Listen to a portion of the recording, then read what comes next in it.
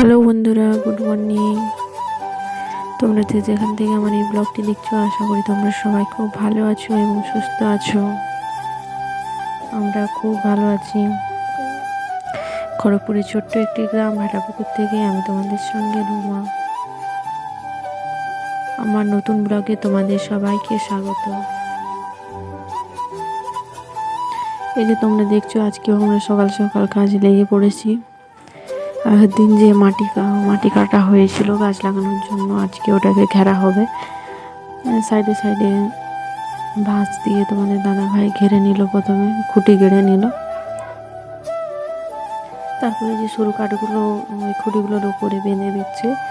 Net ঘেরা হবে যাতে নেটটা বাঁধতে সুবিধা হয়, সেই জন্য এইভাবে এই সরু ডালগুলো প্রথমে উপরে বেঁধে দিচ্ছে,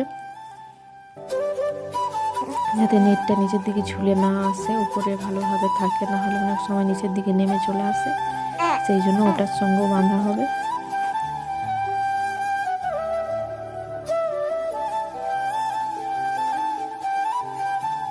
এই যে তোমরা দেখছো, আমরা এখন নেট বাঁধছি।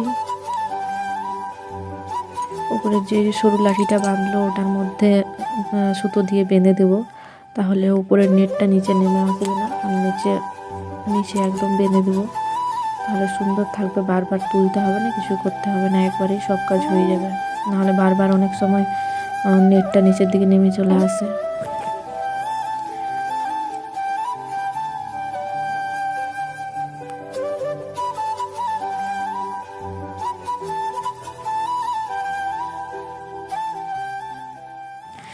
এখন আমি নিচের দিকটা ভালো করে বেঁধে নিচ্ছি, যাতে নিচ দিয়ে হাঁস মুরগি না ভেতরে চলে যায়।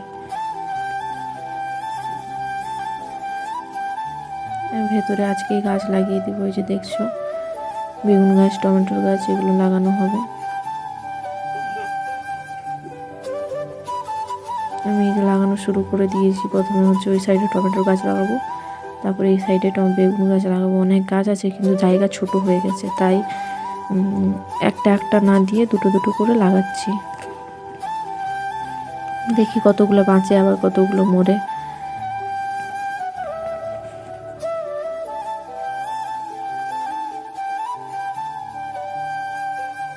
ভাই বন্ধুরা, আজকে আমার ভিডিওটি এই পর্যন্ত। দেখা হচ্ছে পরবর্তী ভিডিওতে। সবাই সুস্থ থেকো, ভালো থেকো।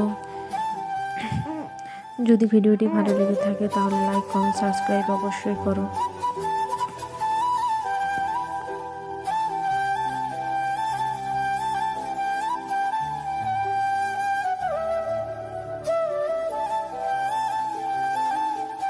এই যে তোমরা দেখছো, আমার গাছ লাগানো কমপ্লিট হয়ে গেছে। এই সাইডে লাগিয়েছি বেগুন গাছ, আর ওই সাইডটাতে লাগিয়েছি টমেটো গাছ।